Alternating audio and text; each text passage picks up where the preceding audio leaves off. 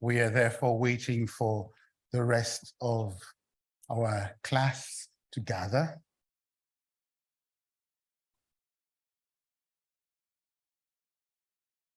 Mesdames et messieurs, ministres, délégués, représentants, j'espère que vous avez eu le déjeuner que vous avez voulu avoir. Et donc, nous sommes de retour ici, le temps d'avoir tout le monde. The bell goes out again for another call. You can see that we want to be punctual and early to class.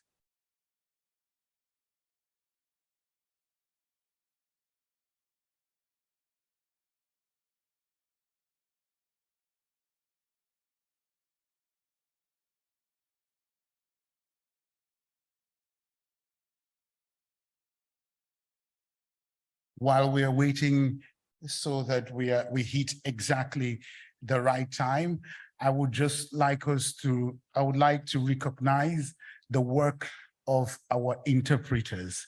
Please, just a round of applause for the interpreters.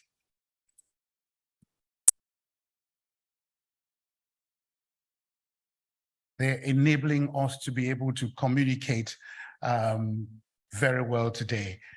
At this gathering and as well tomorrow. So it's important to recognize the work that they do. And I'm counting down with the clock that is just right in front of me, such that I will begin exactly at 14:15, 14:15, as we promised ourselves. And we will do that.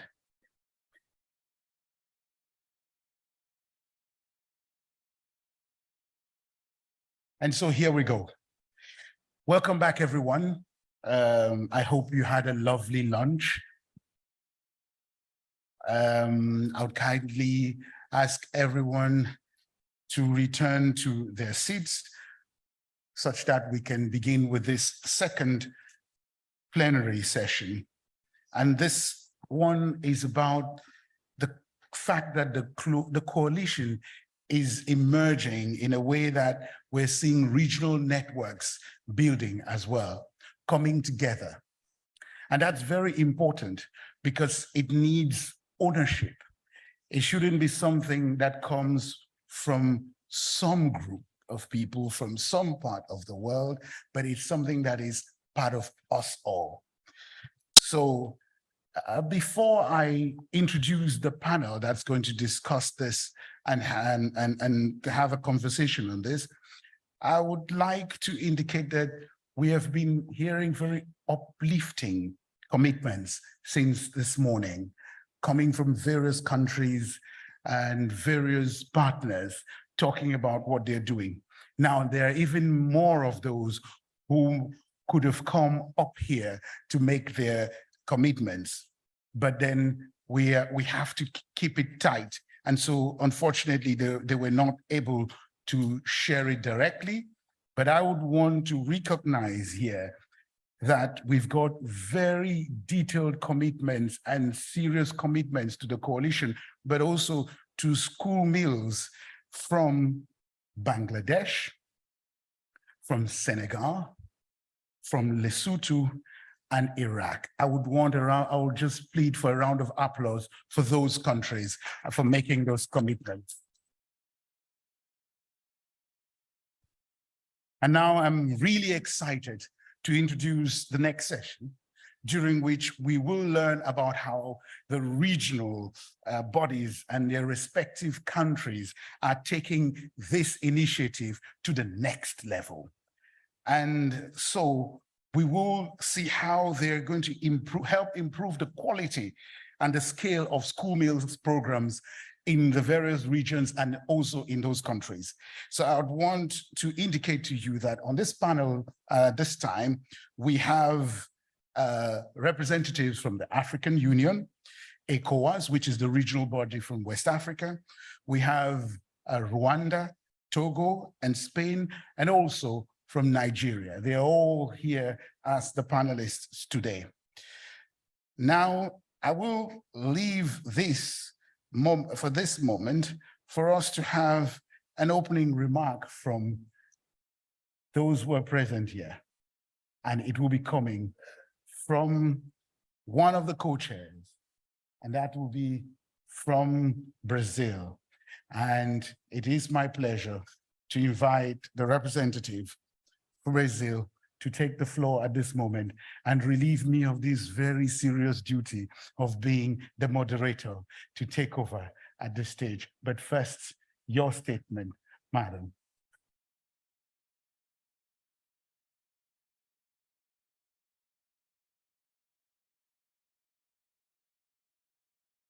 Senhoras e senhores, boa tarde. Cumprimento o senhor Cardona Erazo, ministro de Educação de Honduras, que irá moderar este debate. Representando todos os meus colegas do painel, recebam todos o meu abraço e cumprimento especial. Cumprimento aqui também a nossa embaixadora, nossa líder do Brasil nessa delegação, nossa embaixadora Maria Laura. Em nome do presidente Lula, agradeço o honroso convite para participar desta sessão plenária, e como nosso presidente, eu acredito firmemente que não existe educação de qualidade sem alimentação adequada. A luta pela erradicação da fome e a promoção da segurança alimentar é central para superarmos a histórica desigualdade social do mundo e promovermos o direito humano à vida digna. Por isso, precisamos expandir e aprimorar os programas de alimentação escolar em todo o mundo. O governo brasileiro entende que a implementação de políticas de alimentação escolar é uma das principais estratégias para o alcance da segurança alimentar e nutricional de estudantes em todo o mundo. Contem com os nossos esforços, agora como co-presidentes desta coalizão, para alcançarmos nossa meta global de garantir que todas as crianças de escolas primárias recebam refeições escolares saudáveis até 2030. Em 2022, 33 milhões de brasileiros não tinham suas necessidades alimentares básicas atendidas, ou seja, passavam fome. Nesse contexto, a alimentação escolar se tornou ainda mais relevante em nosso país. Para o Brasil, sistemas alimentares eficientes, sustentáveis e resilientes são fundamentais para a garantia do direito humano à alimentação adequada e para o fornecimento de alimentos saudáveis, a preços acessíveis e em quantidades adequadas para toda a população. O Programa Nacional de Alimentação Escolar, que tenho orgulho de ter sob o portfólio do órgão que presido, o Fundo Nacional de Desenvolvimento da Educação, é uma referência internacional de política pública intersetorial, de educação, de segurança alimentar e nutricional e de desenvolvimento local sustentável. No Brasil, a alimentação escolar é um direito garantido constitucionalmente, com recursos financeiros previstos no orçamento anual do Ministério da Educação, gratuito e universal, para 40 milhões de estudantes todos os dias. Os recursos do governo federal destinados à alimentação e nutrição escolar consideram de forma concreta que a qualidade da educação das nossas crianças depende da alimentação que elas recebam em uma escola. Um aluno alimentado aprende mais e faz mais para superar a desnutrição e a insegurança alimentar. Como a nossa secretária-geral de Relações Exteriores recordou em seu discurso no segmento de abertura, depois de 5 anos sem correção, os valores repassados pelo governo federal este ano foram reajustados em quase 40%. A alimentação escolar é uma alavanca de transformação do sistema alimentar em direção à sustentabilidade. No Brasil, aprovamos uma lei desde 2009 que determina que, no mínimo, 30% dos recursos financeiros sejam utilizados na aquisição de alimentos produzidos pela agricultura familiar. Isso promove um maior consumo de alimentos da sociobiodiversidade e da cultura alimentar local. Outra área de atuação que tem sido bastante estratégica para os projetos de cooperação internacional fala com um legado de trabalho mútuo e de aprendizado compartilhado e que é motivo pelo qual nós propomos à coalizão uma nova iniciativa em cooperação internacional, urgente e necessária, para efetivamente expandirmos e aprimorarmos os programas de alimentação escolar em todo o mundo. O governo brasileiro tem hoje parcerias estabelecidas com mais de 80 países, com o apoio, sobretudo, da FAO e do Programa Mundial de Alimentos. Além de aprendermos com as experiências de outros países, muito nos alegra que um programa de alimentação escolar seja iniciado ou fortalecido em outro país. Pelo projeto Brasil FAO, foi criada a Rede de Alimentação Escolar Sustentável, RAIS, na América Latina e Caribe, pela qual 24 países da região têm tido a oportunidade de aprofundar a troca de conhecimentos. Já pelo programa PMA Brasil, pelo menos 42 países estiveram no Brasil para conhecer em loco o funcionamento do nosso programa. Na Rede de Alimentação Escolar Sustentável, na RAIS, refletimos sobre nossas identidades regionais e culturais, que em suas multiplicidades nos levam a buscar aquilo que nos une e nos fortalece. A cooperação técnica internacional brasileira é pautada nos princípios da colaboração, da horizontalidade e do respeito à soberania dos países. A RAIS é testemunho do compromisso do país em ampliar essa colaboração a nível regional. Parabenizo o empenho das delegações dos países aqui presentes, prontas para discutir ações estratégicas para o fortalecimento das políticas públicas de alimentação escolar em seus estados. Deixo um abraço especial à ministra da Educação da Angola, Luísa Grilo, cuja delegação teremos o prazer em receber no Brasil em dezembro, para conhecer nosso programa de alimentação escolar. Sabemos dos desafios que temos para enfrentar, mas que possamos aproveitar a oportunidade deste encontro para aprimorar as capacidades técnicas e assumir compromissos políticos na elaboração dos programas de alimentação e nutrição escolar verdadeiramente sustentáveis. O governo brasileiro está convicto de que nossa experiência com a RAIS pode e deve contribuir para o desenvolvimento futuro de coalizões regionais sob a coalizão em outras regiões. Que juntos possamos alcançar nosso objetivo comum de garantir que toda criança no planeta tenha o direito humano à alimentação saudável e adequada na escola. Muito obrigada.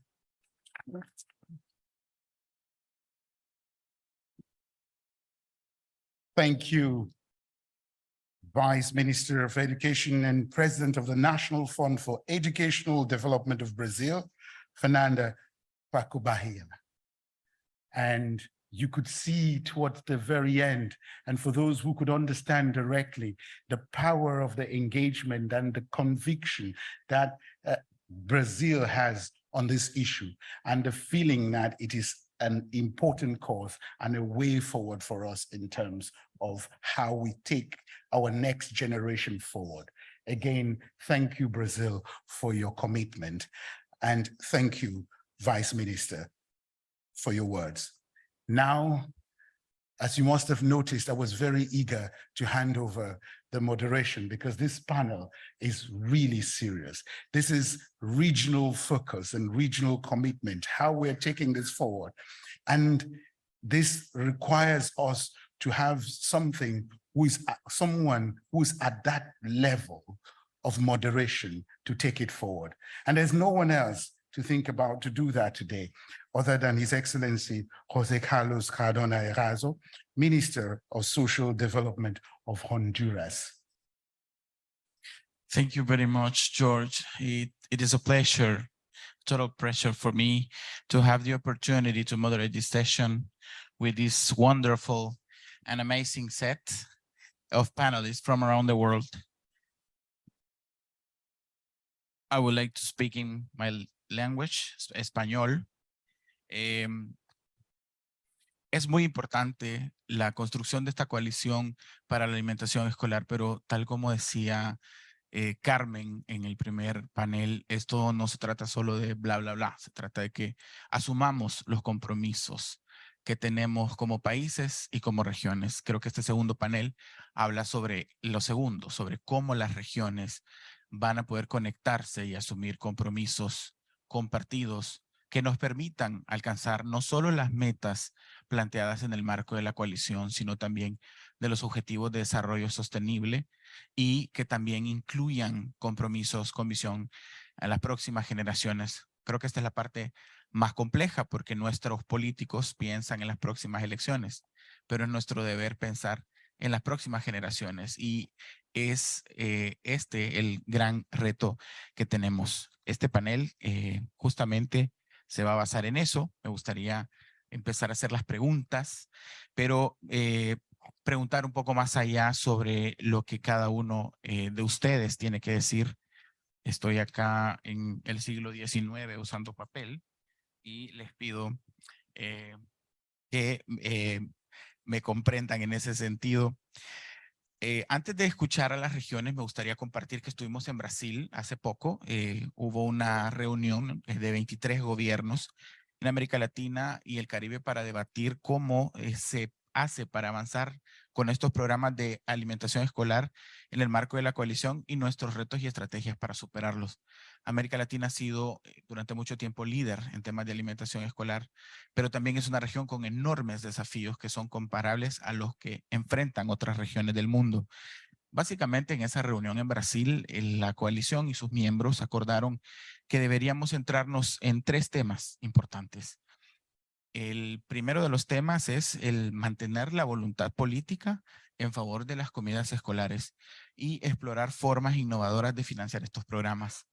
Creo que esta es la parte más compleja. Venimos de países altamente endeudados y en donde las voluntades políticas van hacia la mira de financiamiento de proyectos que se vean bien en las fotos. Entonces, no es tan vendible, si se puede usar ese término, la merienda escolar, porque en todos los países hay millones de niños comiendo, pero difícilmente eso es capitalizable. No obstante, muchos de nuestros gobiernos sí tienen la voluntad de financiar y alcanzar un alto impacto con estos programas.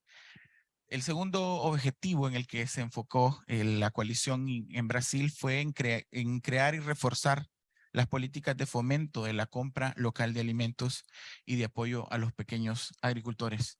Sabemos que regiones como África tienen iniciativas que están siendo bastante exitosas en ese tema. En América Latina, Honduras inició un programa de compras locales. Y esto es sumamente importante porque también, aparte de hacer que los productores locales se inserten en la economía, nos permite garantizar seguridad alimentaria y al mismo tiempo generar resiliencias de cara al cambio climático, una realidad a la que todo el hemisferio está enfrentando. Y por último, reforzar la coordinación entre nuestras diferentes instituciones que se ocupan de la alimentación escolar para que sea más eficiente y eficaz. Me gustaría que podamos pasar a la lectura de las preguntas para que avancemos. Lo imprimieron al revés. La primera pregunta que tenemos es para Togo. Queremos preguntar a la persona encargada que es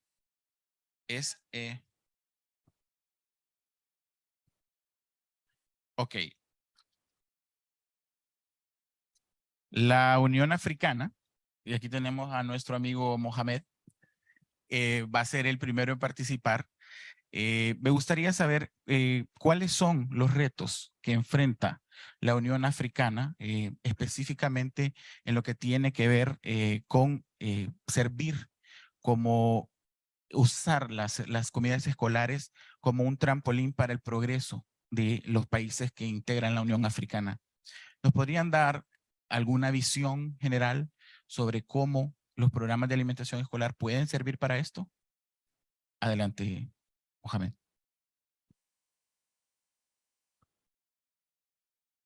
Merci.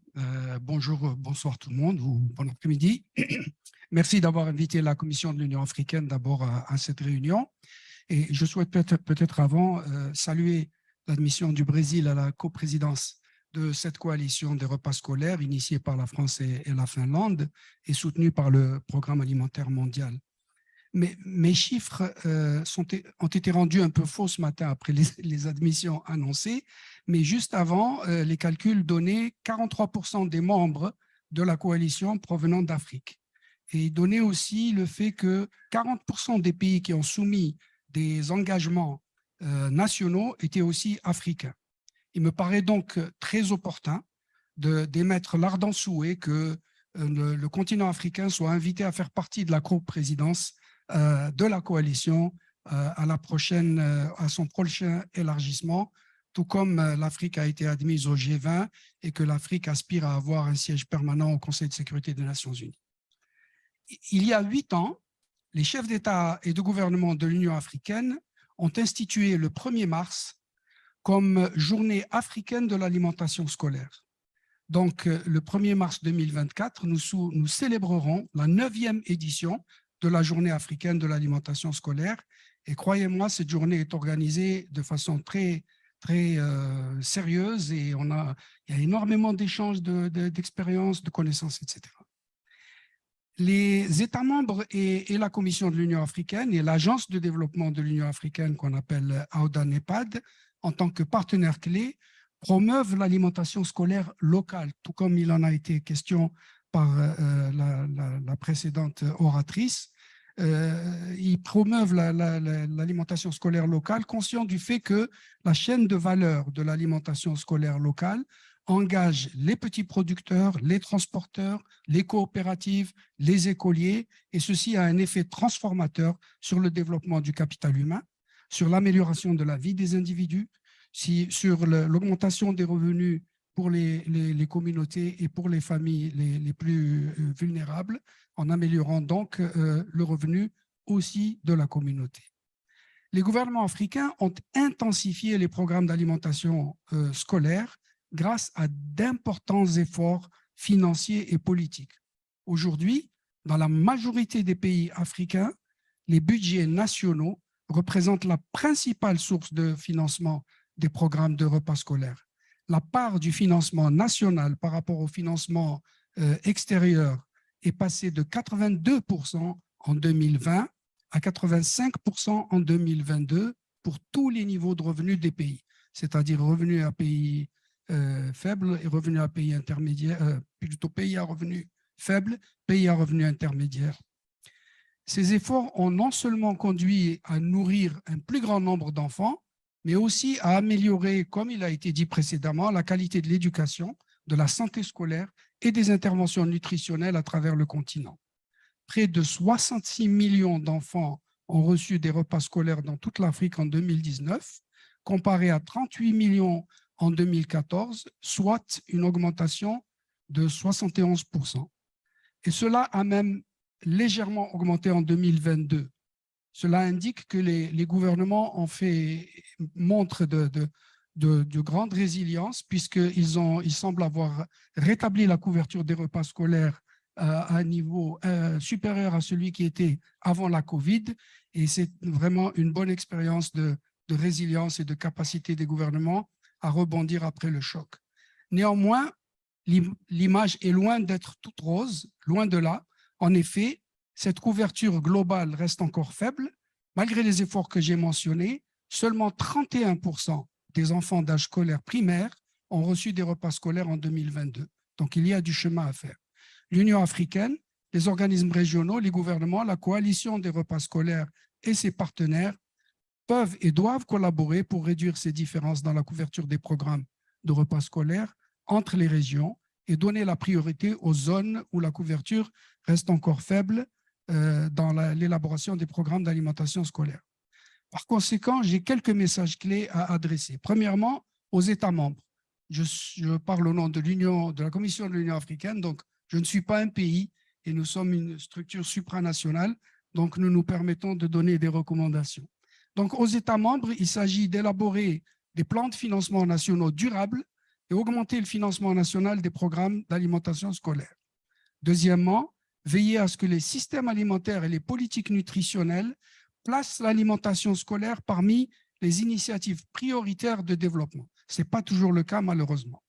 Promouvoir une plus grande coordination entre les différents secteurs concernés, agriculture, transport, commerce, éducation, finances, secteur privé, communauté locale, afin de reconnaître la nature multisectorielle de l'alimentation scolaire locale et d'en saisir tout le potentiel de développement local. Enfin, continuer à formuler les engagements nationaux envers la coalition des repas scolaires. J'ai presque fini, Monsieur le Président. Pour les partenaires en particulier, je demande que les partenaires de la coalition permettent de continuer à avoir des conversations régionales parce qu'il faut contextualiser les objectifs de la coalition, faciliter l'échange de connaissances, et l'expérience du Brésil est très intéressante pour nous, et renforcer les réseaux de soutien. Accélérer la mise en œuvre des lignes directrices continentales. Enfin, le dernier mot, c'est pour vous informer que l'Union africaine a décidé que l'année prochaine soit consacrée à l'éducation. Et dans ce cadre-là, nous souhaiterions qu'avec la coalition, nous sommes très ouverts à la réflexion pour organiser éventuellement un événement de dimension continentale ou globale au sein du continent africain pour être avec nous dans la célébration de l'année 2024 étant année où le thème sera consacré à l'éducation en Afrique. Merci de votre attention. Magnifique. Muchísimas gracias a la Unión Africana. Enormes desafíos en el horizonte. Vamos ahora con la Comisión Económica de Estados de África Occidental. Y hay una pregunta sobre una reunión inmediata. Hubo una reunión inmediata hace poco a nivel regional, en la que, según nos hemos enterado, hubo mucho éxito sobre el tema que nos compete hoy en día. ¿Cuáles son los principales pilares de la visión de la Comunidad Económica de Estados de África Occidental sobre las comidas escolares y los programas que existen en la región? Merci beaucoup. Je voudrais d'abord commencer par, au nom du président de la CEDEAO, qui devait être ici, Dr Omar Touré, représenter la CEDEAO et féliciter les organisateurs. La question est essentielle pour nous. Vous nous renvoyez à la rencontre de Dakar, mais pour vous parler de comment la CEDEAO met cette question-là au cœur de ses préoccupations, et des stratégies qu'elle a mises en place, il faut rappeler un peu le contexte dans lequel nous sommes. Nous sommes la région la plus jeune au monde, avec un taux de croissance démographique le plus important de l'Afrique. Sur 16% du territoire africain, nous avons presque 37% de la population et 40 à 49% de notre population a moins de 15 ans. Et donc, la question du capital humain devient une question essentielle par rapport à nos perspectives, à notre vision de comment développer la communauté. Et c'est là où l'école devient un instrument central. Et la question de l'alimentation scolaire est une question clé parce que c'est par l'alimentation que nous développons le capital humain avec des personnes qui seront capables de devenir demain les gens qui vont construire ce continent-là avec suffisamment de connaissances, suffisamment de capacités. Et à ce niveau, la CEDEAO très tôt a pris conscience de cette problématique et déjà en 2013 a mis en place des banques de réserve alimentaires pour la question de la sécurité dans les pays, mais en travaillant pour qu'il y ait des banques de proximité au niveau communautaire, au niveau des États et en arrivant aussi au niveau régional. Et c'est dans ce cadre de ce mécanisme qui existe qu'il y a 5 jours, le président de la commission était aux îles du Cap-Vert où nous avons donné $1 million à partir de nos banques de sécurité à ces pays-là pour permettre de couvrir une partie de l'alimentation scolaire pour 90 000 enfants. C'est vrai que nous faisons beaucoup parce qu'il faut rappeler, comme l'a dit le représentant de l'Union africaine, 85% de la prise en charge des questions de cantine scolaire, c'est les États, c'est le budget des États. Mais le problème, c'est qu'il y a très peu d'écoles qui sont couvertes. Quand je prends le cas du Sénégal, à la rencontre de Dakar, nous avions estimé à 20% les écoles couvertes. Donc, même si l'État met énormément d'argent, il y a trop d'écoles aussi qui sont là et qui ne peuvent pas être prises en charge. C'est là où nous devons réfléchir sur les mécanismes de financement, avec aussi le partenariat international pour pouvoir trouver les moyens, parce que c'est très lourd aussi pour les budgets de nos États, vu la multiplicité de nos préoccupations. Si nous revenons à la zone de la CEDEAO, nous avons certes ce problème démographique de croissance, extrêmement importante. Mais nous avons un contexte d'insécurité. À cela, il faut ajouter les déplacements, il faut ajouter les réfugiés. En dehors des problèmes des écoles qui sont dans une situation normale que nous ne pouvons pas couvrir, nous avons aussi ces enfants qui sont hors de l'école, qui pendant des années restent hors de l'école. Mais malgré tout, les efforts de cette sous-région est à saluer. Malgré le contexte de crise dont nous sortions, nous avons quand même progressé dans la prise en charge des cantines scolaires. On est passé de 20 millions à 22 millions entre 2020 et 2022. Donc, c'est ça qu'il faut voir comme les défis qui s'annoncent à nous et nos efforts. Maintenant, je vais juste rappeler que nous sommes conscients de toute cette question, surtout pour la mobilisation sous-régionale. Et en 2014, avec le PAM, parce que tout ce que nous faisons aussi, c'est là où il faut saluer le travail du PAM au niveau de avec la CEDEAO comme partenaire. Et en 2014, nous estimons nous allons organiser une rencontre sous-régionale sur les questions des cantines scolaires avec les ministres de l'Éducation, avec les ministres de l'Agriculture.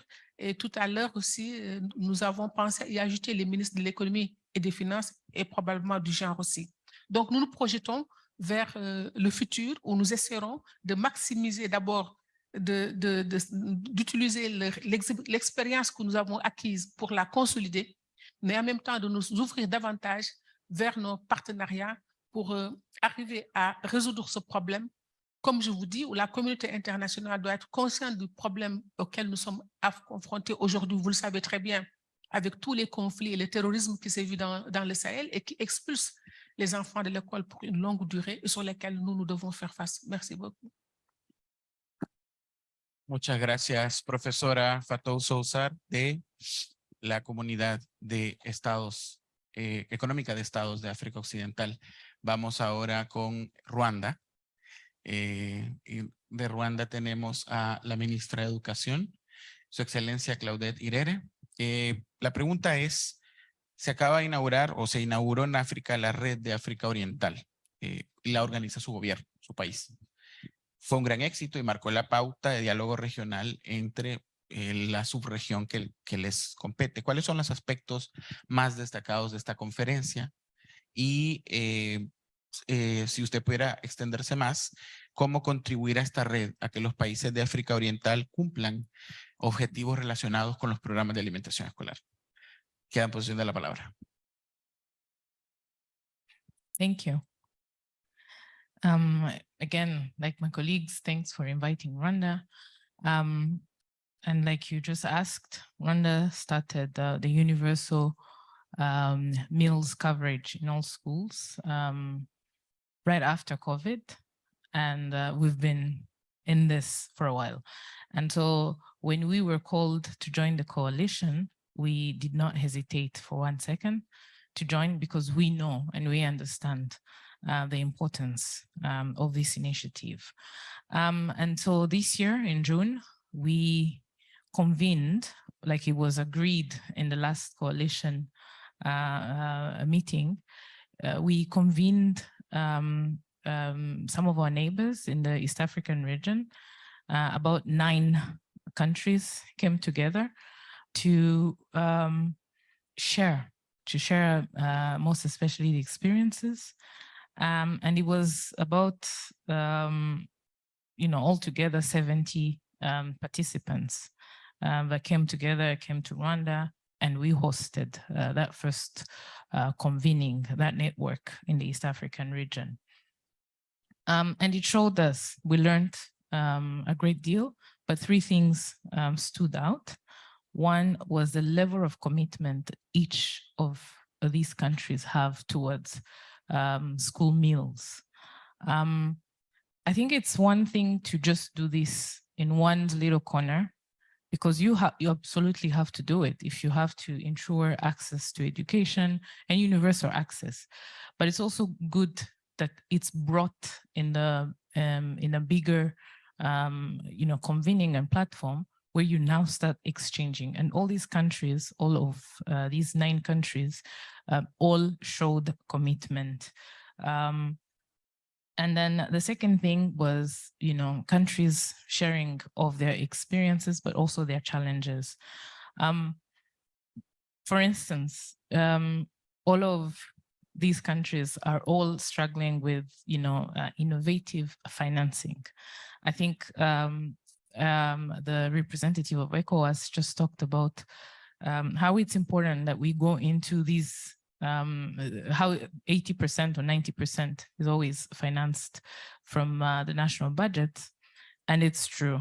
But then how do you ensure that there's efficiency in using, that financing that we're talking about? But we also talked about the policies, what is working in South Sudan, what is working in Kenya, what is working in Rwanda, and how can that be brought to other countries? Many countries also showed interest in evidence generation and the use of advocacy, ensuring that there's coverage of school feeding. Many countries have about 60%, 70% covered, but not everyone is doing universal coverage. So what does it take to have 100% universal coverage in these countries? And then the last thing that we learned, or that we saw that is important, is having different touch points in the future, so that the network is not just there for one day, but it's there to stay. And we agreed that each country is giving its own focal person, and we will continue this network. And this will allow us to always, have policies around school feeding or school meals that are evolving, that are taking into consideration of other things. And then there's an anecdote, and this is important. If you look at the numbers, the East African region or community is home to about 280 million citizens. In the case of Rwanda, the third of the country is in school. The third of the population is in school. So if you apply that to the East African region, that's about 90 million citizens, or 90 million students that are supposed to be in school.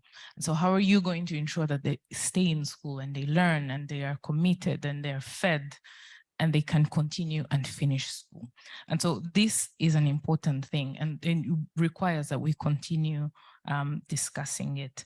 And then, discussing financing, but financing that marries both feeding the children, ensuring access, equal access, but also that does not deplete of our Mother Nature's ability to sustain us. I'll stop there. Thank you. Muchísimas gracias, Excelencia. Qué claridad sobre el papel que tiene Ruanda y el reto que enfrentan para su población. Vamos a pasar al otro lado del continente, a Togo. Tenemos el representante de Togo, que es su excelencia Antoine Lekpa Gbegbeni. Adelante, su excelencia. Sabemos que en Togo hubo, como lo mencionó la organización o la comunidad de estados africanos de Occidente, hablaron sobre la técnica que se celebró en Dakar sobre la alimentación escolar en su país. ¿Puede hablarnos de cómo puede beneficiar esta iniciativa a su país en particular?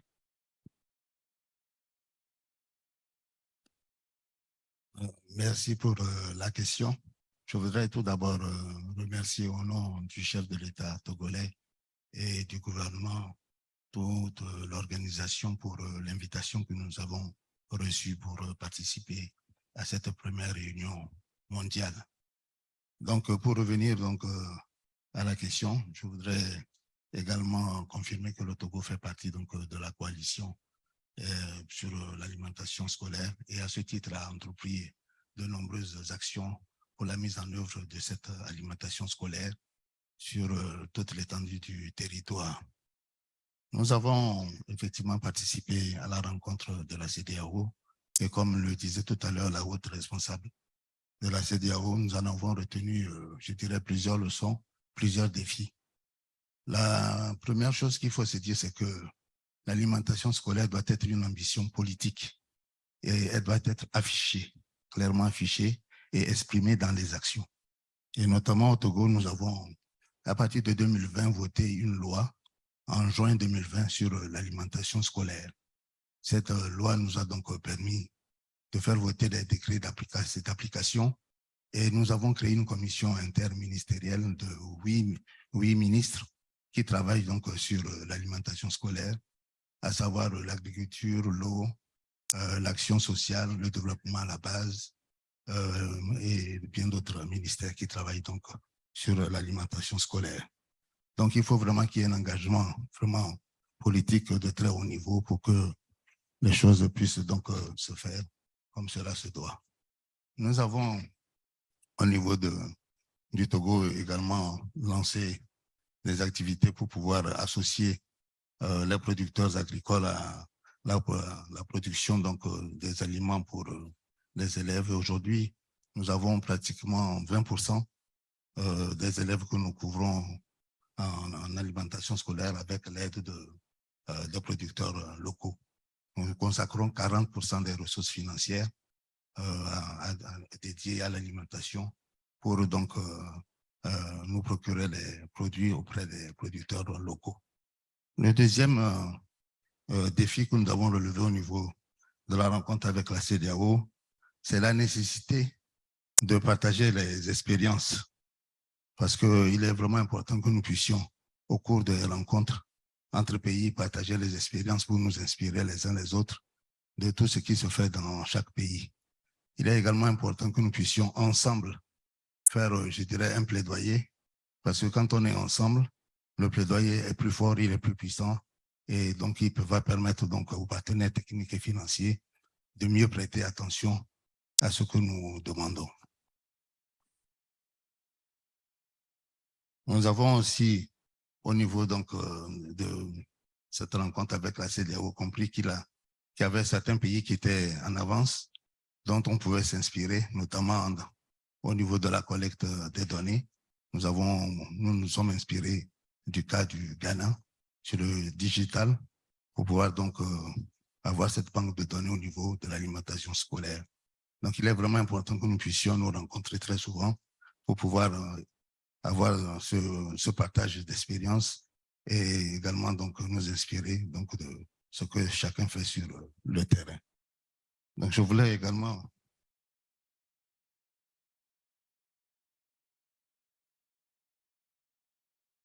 donc il est également très important de comprendre qu'il y a également beaucoup de défis qui demeurent, notamment le défi du financement.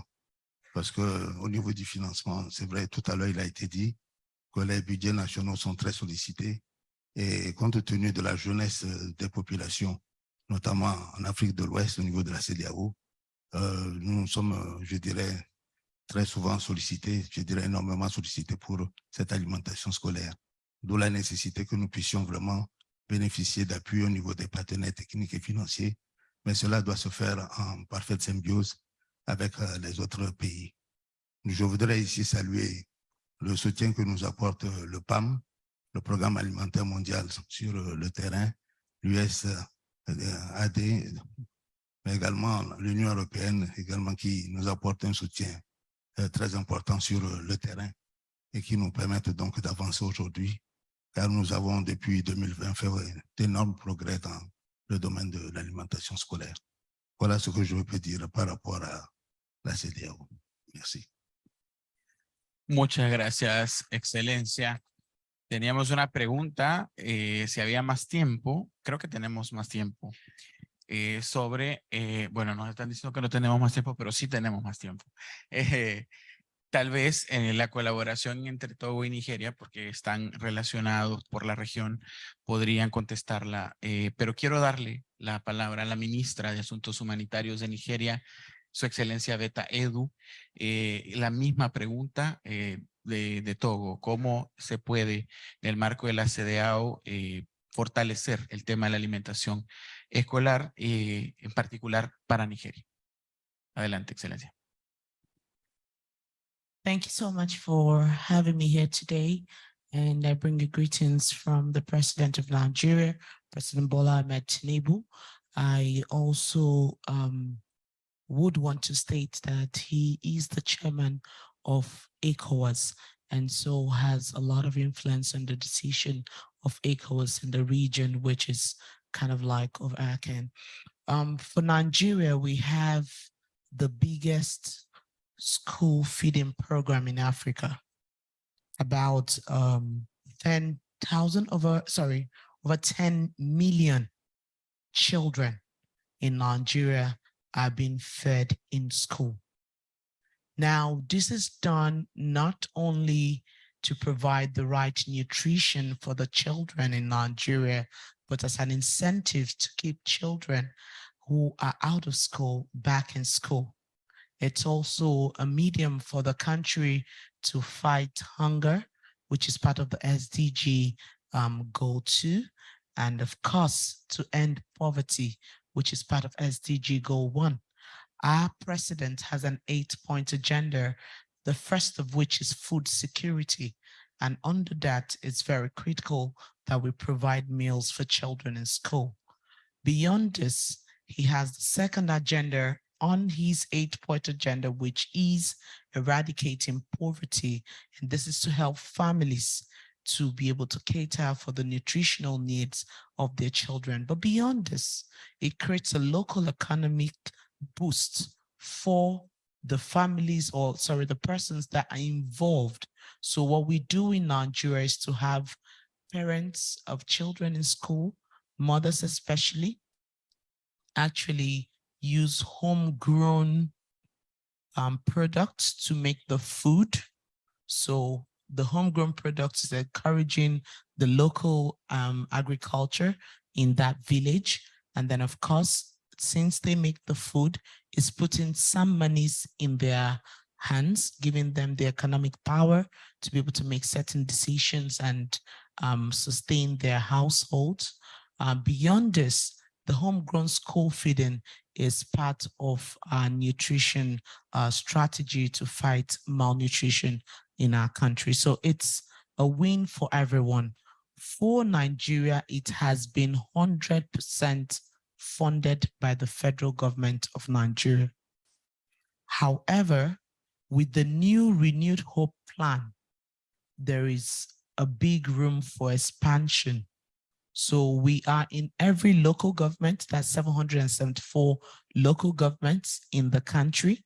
Every local government has schools that are participating and benefiting from the homegrown school feeding program. But the classes, we have just 3 classes being covered, and the number of schools that are being covered are limited. So we want to expand to include emergency school situations, internally displaced learning sites where our children are.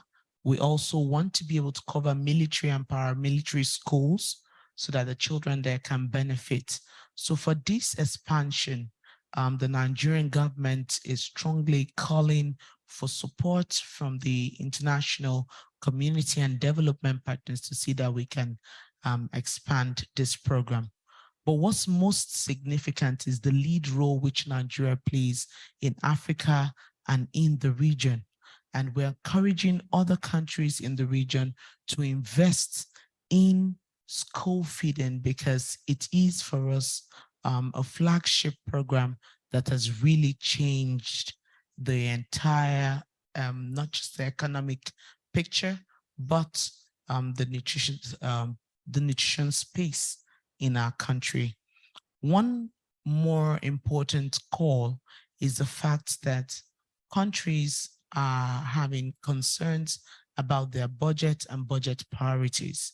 And so they might sometimes find it difficult to invest in the school meals for children, but it must be seen as part of an investment in education that will give you enough political capital. It must be seen as an investment that will keep children alive, and not just keeping them alive, but help them to thrive and do well in society. So countries in ECOWAS, countries beyond ECOWAS are encouraged to invest in school feeding, while we encourage the international communities and donors to come into the space. I would have loved to read our commitment if the time will permit, or we would have to take that some other time. Sorry? Okay, so for my country's commitment, that's Nigeria, in West Africa. I bring you the commitment from His Excellency Senator Bola Ahmed Tinubu, that's at this occasion of School Meals Coalition, the commitment to the Renewed Hope National Homegrown School Feeding Program in Nigeria. In Nigeria, we have adopted a whole of society approach to school feeding, which is supported by the Renewed Hope National Homegrown School Feeding Policy. We aim to increase the provision of a social safety net against short-term hidden hungers among children in preschool, basic education classes, and other children with disability. In addition to the Renewed Hope Homegrown School Feeding Program, it is backed by law. So in my country, it's a constitution, it's a law, and you can't change it. Children in school must be fed. As one of Nigeria's most important social investment through the National Social Investment Program Agency Act. The Homegrown School Feeding Nutrition Guidelines, which have been endorsed by multi-sectoral national and international partners, aim to meet at least 33% of the child's required nutritional needs. Other policies and frameworks, such as the National Social Protection Policy and the Food System Transformation Pathway for Nigeria, further strengthens its implementation by providing an enabling environment for the domestic ownership of the program. So far, 100% of this funding has been provided by the Nigerian government through budgetary allocation. With the global economic meltdown, funding is increasingly becoming a challenge for Nigeria. In line with the commitment to universal coverage, there is need for more significant investment in the future of Nigerian children, as every child that attends school is one less child out of school. Approximately 10,049,975 children are participating in the scheme across 774 local government areas in the country. Already, plans are underway to include more children from diverse backgrounds, including children with disability, children learning under emergency situations, and internally displaced children, children in military and paramilitary schools that would be able to access nutritional meals within learning setting. The target is to have universal coverage by 2025. I'll just read the last line of the commitment. We want to expand, facilitate, introduce, participate, review, and promote homegrown school feeding. We need international collaboration. And with the above, we make the commitment to a robust partnership with local and international stakeholders. The federal government of Nigeria is certain that this laudable goal will be achieved within record time, as we hope to feed over 20 million children in school. Thank you. Gracias, ministra. Aplaudimos esta actualización de los compromisos de Nigeria, que como lo dijo es el programa de alimentación escolar más grande de África. Vamos a cruzar el Mediterráneo y pasamos a España, un país comprometido por completo y con muchos planes para apoyar el tema de la colaboración regional en materia de alimentación escolar. Gasco, te damos la palabra. Adelante. Muchas gracias. Muy brevemente, merci a tous. Muchas gracias al Programa de Alimentos de Naciones Unidas, a los líderes de la coalición internacional, porque todos aprendemos que nos une a todos la importancia del comedor escolar, vivamos en la sociedad en la que vivamos, en el continente en el que estemos o en el país correspondiente. Nosotros también desde España hemos visto, porque la Unión Europea, quizás no lo conozcan todos, tiene un 20% de infancia en situación de vulnerabilidad y de pobreza, de riesgo de pobreza, de media, desigual según los países, pero un 20%. Y hay que luchar para combatir esta desigualdad y garantizar una alimentación saludable a todos los menores de 18 años. Esta es una ambición de la presidencia europea en este momento que lleva el presidente del Gobierno de España, Pedro Sánchez, al cual represento también en esta reunión y agradezco la posibilidad. Y les invito, porque creemos que es necesario, dentro de los pasos que ha dado la Unión Europea, como fue la aprobación de la Garantía Infantil Europea, donde a través del Fondo Social Europeo como elemento de financiación se impulsan políticas de escuela 0-3 años, de alimentación saludable, de derecho a la vivienda y a la salud. como elementos principales de garantizar el futuro de toda nuestra infancia y tener un futuro mejor como sociedad, más cohesionado. Esa garantía infantil, cada Estado miembro, los 27 Estados de la Unión, estamos aprobando nuestros planes nacionales. España es uno de los primeros que lo aprobó y va a destinar 1.500 millones de euros hasta el 2030 para llevar adelante esta apuesta, pero creemos que no es suficiente. Y por tanto, desde el Gobierno de España, el próximo día 21 de noviembre, espero contar, están invitadas todas ustedes y todos ustedes a asistir a mi ciudad, en San Sebastián, en el País Vasco Español, a un encuentro de la Presidencia Europea con los 27 Estados miembros para que dentro de ese marco de la Garantía Infantil Europea trabajemos para de aquí al 2030 haya una directiva común de toda Europa que garantice que todos los menores de 18 años tengan derecho a una alimentación saludable al día.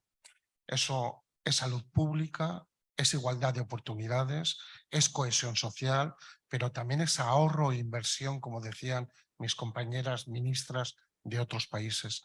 Es inversión porque los estudios recientes que hemos publicado en España desde el Alto Comisionado de Lucha contra la Pobreza Infantil, hemos podido evaluar en 5.000 millones de euros anuales el coste que tiene en España para la salud pública la mala alimentación desde la infancia, desde los 0 años, incluso desde la prematernidad.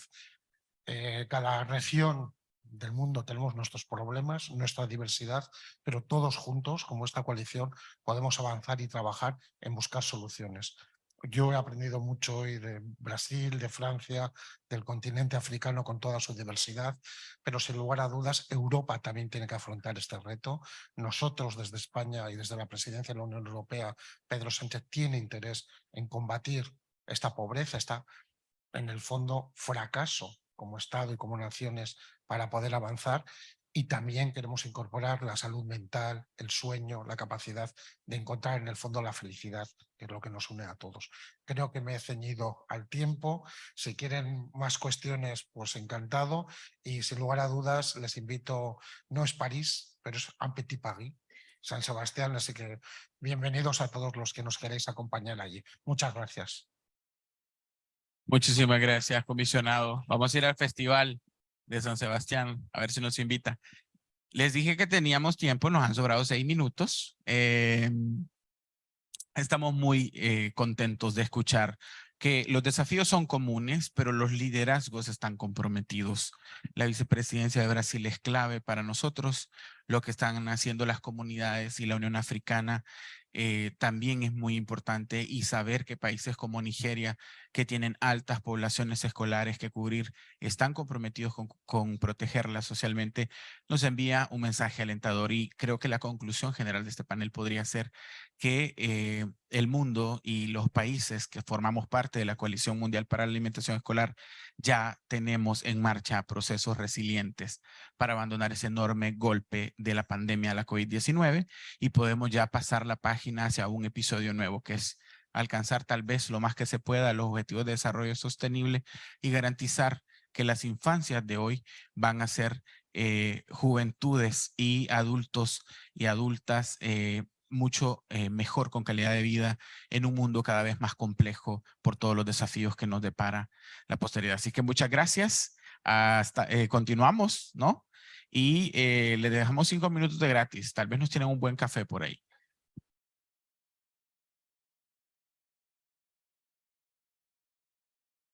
Thank you so much to this brilliant panel, and very stimulating discussions and promises, as well as commitments. And I can see that they did it, and we still have 4 minutes to spare. Another round of applause for them. That's an A. Brilliant. So it means that we do have 30 minutes for our coffee break. And the bell, you will hear the bell. It will come at 15:40, 15:40. Okay? We want it that way so that by 3:45 on the dot, we're kickstarting the next session. That would allow us to end on time. And it will give you the opportunity to look at the Tour Eiffel with the lights and everything, which is Paris. So let's do it for ourselves so that we don't just spend our time in Paris in this hall. Enjoy your coffee break.